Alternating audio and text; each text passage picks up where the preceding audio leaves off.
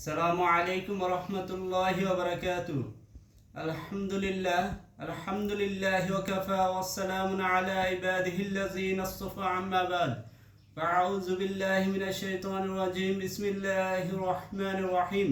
ওয়া ওয়াসাইনাল ইনসানা বিওয়ালিদাইহি হুসনা। ওয়া ক্বালা আন-নাবিয়্যু সাল্লাল্লাহু আলাইহি ওয়াসাল্লাম হুমা জান্নাতুকা ওয়া নারুকা আও কামা ক্বালা আলাইহিস সালাতু ওয়াস সালাম। প্রিয় সুধী, আজকে আমাদের আলোচনার বিষয় হলো পিতামাতার মর্যাদা ও অধিকার। তো পানি ছাড়া যেমন সাগরের কোনো অস্তিত্ব নেই, গাছ ছাড়া যেমন বনের কোনো অস্তিত্ব নেই, তেমনিভাবে পিতামাতা ছাড়াও আমাদের জীবনের কোনো অস্তিত্ব নেই। পিতামাতার মাধ্যমেই আমরা এই দুনিয়াতে আগমন করেছি। তো পিতামাতা আমাদের জন্য তাদের জীবনের সব সুখ বিসর্জন দিয়ে থাকে। আমাদেরকে খাওয়ানোর জন্য তারা নিজেদের খাবার ভুলে যায়, আমাদেরকে পরিধান করার জন্য তারা নিজেরাই ভালো পোশাক পরিধান করা ভুলে যায় এবং তারা উৎসর্গ করে থাকে। আমাদের সুখের জন্য, শান্তির জন্য তাদের সুখ ও শান্তিকে বিসর্জন দিয়ে থাকে। তো পিতামাতা হলো আমাদের সুখের এবং দুঃখের সবচেয়ে প্রিয় সাথী। এই পিতামাতা ছাড়া আমরা কখনো সুখে এবং শান্তিতে থাকতে পারি না।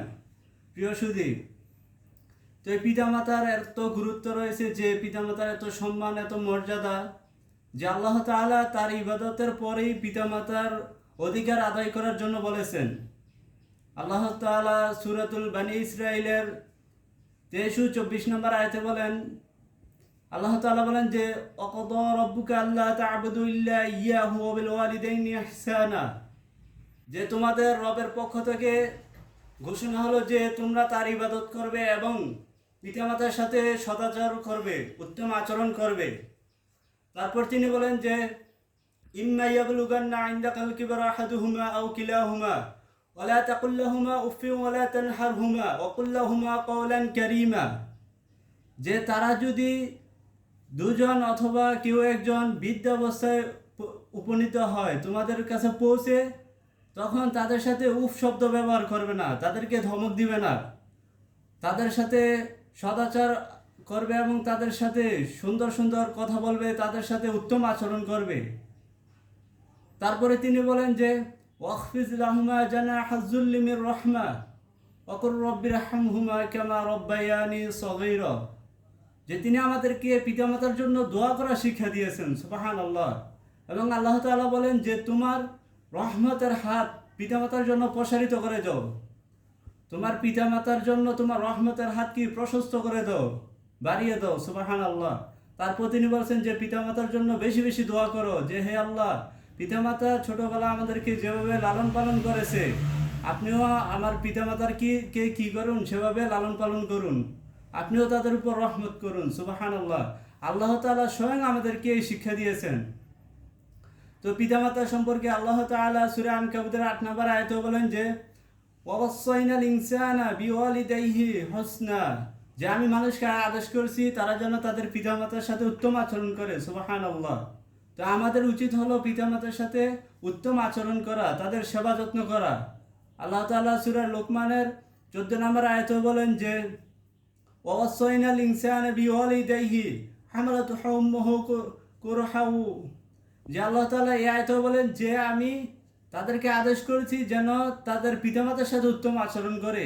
আর মা তাকে কি করেছে, যে তাকে অতি কষ্ট করে গর্ভে ধারণ করেছে এবং তাকে 2 বছর দুধ পান করিয়েছে। সুবহানাল্লাহ। তো আল্লাহ তাআলা পিতামাতাকে যেন আমরা গুরুত্ব দেই, পিতামাতাকে যেন আমরা সেবা যত্ন করি, তাদের সাথে উত্তম আচরণ করি, এই সম্পর্কে আল্লাহ তাআলা আরো অসংখ্য আয়াত নাযিল করেন। এবং রাসূল সাল্লাল্লাহু আলাইহি ওয়াসাল্লাম হাদিসে ইরশাদ করেন, যে বুখারী ও মুসলিম শরীফের হাদিস, রাসূল সাল্লাল্লাহু আলাইহি ওয়াসাল্লামকে এক ব্যক্তি জিজ্ঞাসা করেন, ইয়া রাসূলুল্লাহ, আমি জিহাদে যেতে চাই। তখন রাসূল সাল্লাল্লাহু আলাইহি ওয়াসাল্লাম বলেন যে বাড়িতে কি তোমার পিতামাতা আছে, তোমার পিতামাতা কি জীবিত আছে? তিনি বললেন হ্যাঁ। তখন রাসূল সাল্লাল্লাহু আলাইহি ওয়াসাল্লাম বলছেন, যাও তুমি পিতামাতার খেদমত করো। সুবহানাল্লাহ। তাহলে রাসূল সাল্লাল্লাহু আলাইহি ওয়াসাল্লাম জিহাদ থেকেও পিতামাতার সেবাকে, খেদমতকে কি আরো গুরুত্ব বেশি দিয়েছেন। তাহলে এ থেকে আমরা চিন্তা করতে পারি যে পিতামাতার খেদমত করা কতটা গুরুত্ব আমাদের জন্য আবশ্যকীয়। তো বুখারী ও মুসলিম শরীফের আরেক হাদিসে রাসূল সাল্লাল্লাহু আলাইহি ওয়াসাল্লামকে এক ব্যক্তি জিজ্ঞাসা করলেন যে ইয়া রাসূলুল্লাহ, আমার নিকট থেকে সবচেয়ে উত্তম সবচেয়ে ভালো আচরণ পাওয়ার হকদার কে, সবচেয়ে বেশি হকদার কে? তখন রাসূল সাল্লাল্লাহু আলাইহি ওয়াসাল্লাম বলেন তোমার মা। তিনি আবার জিজ্ঞাসা করলেন তারপর কে? বলেন তোমার মা। তিনি আবার বললেন তারপর কে? বলেন তোমার মা। তিনি আবার জিজ্ঞাসা করলেন তারপর কে? রাসূল সাল্লাল্লাহু আলাইহি ওয়াসাল্লাম বলেন তোমার পিতা। সুবহানাল্লাহ। তো এখান থেকেও আমরা বুঝতে পারি যে পিতামাতার কত সম্মান, কত মর্যাদা। তো রাসূল সাল্লাল্লাহু আলাইহি ওয়াসাল্লাম আরেক হাদিসে বলেন যে পিতামাতা হলো তোমার জান্নাত, পিতামাতা তোমার জাহান্নাম। হুমা জান্নাতুকা ওয়া নারুকা। যে পিতামাতার খেদমত করলে, পিতামাতার সেবা যত্ন করলে, তাদের সাথে উত্তম আচরণ করলে তোমরা জান্নাতে যেতে পারবা, নতুবা তোমরা জাহান্নামে যাবে। রাসূল সাল্লাল্লাহু আলাইহি ওয়াসাল্লাম বলেন যে পিতার সন্তুষ্টি হলো আল্লাহ তাআলার সন্তুষ্টি, পিতার অসন্তুষ্টি হলো কি আল্লাহ তাআলার অসন্তুষ্টি। সুতরাং আমাদের দায়িত্ব হলো, আমাদের কর্তব্য হলো পিতামাতার কথা কি মেনে চলা, তারা যেভাবে বলে সেভাবে কাজ করা। রাসূল সাল্লাল্লাহু আলাইহি ওয়াসাল্লাম আরো বলেন যে মায়ের পায়ের নিচে হলো তোমার জান্নাত। সুবহানাল্লাহ। মায়ের পায়ের নিচে কি আমাদের জান্নাত। তিনি বলেন আল জান্নাতু তাহতা আকদামিহিল উম্মাহাত। যে মায়ের পায়ের নিচে সন্তানের জান্নাত রয়েছে। সুবহানাল্লাহ। তাহলে কি আমরা যদি জান্নাত পেতে চাই, অবশ্যই আমাদেরকে পিতামাতার খেদমত করতে হবে। রাসূল সাল্লাল্লাহু আলাইহি ওয়াসাল্লাম মুসলিম শরীফের হাদিসে বলেন যে ওই ব্যক্তির নাক ধুলোয় মলিন হোক, অর্থাৎ ওই ব্যক্তি ধ্বংস হয়ে যাক যে ব্যক্তি তার পিতামাতা উভয়কে অথবা কোনো একজনকে পেয়েও তাদের সেবা করে জান্নাত লাভ করতে পারলো না, জান্নাত অর্জন করতে পারলো না। নাউজুবিল্লাহ।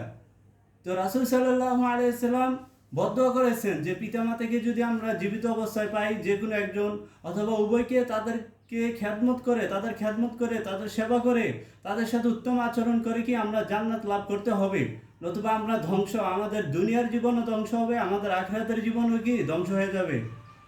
তো আমরা অবশ্যই আমাদের যাদের পিতামাতা আছে আমরা তাদের সাথে উত্তম আচরণ করব। আর আমাদের যাদের পিতামাতা নেই তাদের জন্য আমরা সব সময় রুনাজারি করে আল্লাহর নিকট দোয়া করব যে রব্বিরহামহুমা কামা রব্বায়ানি সগীরা। এবং আমরা সব সময় যে কখনো পিতামাতার সাথে খারাপ আচরণ করব না। এবং সর্বশেষ একটা কথা বলতে চাই যে কখনো স্ত্রীর কথা শুনে আমরা পিতামাতাকে ঘর থেকে বের করে দিব না, তাদের সাথে খারাপ আচরণ করব না, তাদেরকে বৃদ্ধাশ্রমে নিয়ে ফেলে দিয়ে আসবো না। কখনো ছেলে মেয়ের কথা শুনে অথবা অন্য কারোর কথা শুনে আমরা কি পিতামাতার সাথে রাগারাগি করবো না, তাদেরকে কি ঘর থেকে বের করে দিব না, তাদেরকে বৃদ্ধাশ্রমে ফেলে দিয়ে আসবো না। আজকে যদি আপনি আপনার পিতামাতাকে ঘর থেকে বের করে দেন, বৃদ্ধাশ্রমে নিয়ে ফেলে দিয়ে আসেন, আপনি জেনে রাখেন আগামীকালও আপনার সন্তান আপনাকে বৃদ্ধাশ্রমে নিয়ে ফেলে দিয়ে আসবে। আল্লাহ তাআলা আমাদেরকে পিতামাতার সেবা করে জান্নাত কামাই করার তৌফিক দান করুন। ওয়া আখিরু দাওয়ানা আলহামদুলিল্লাহি রাব্বিল আলামিন।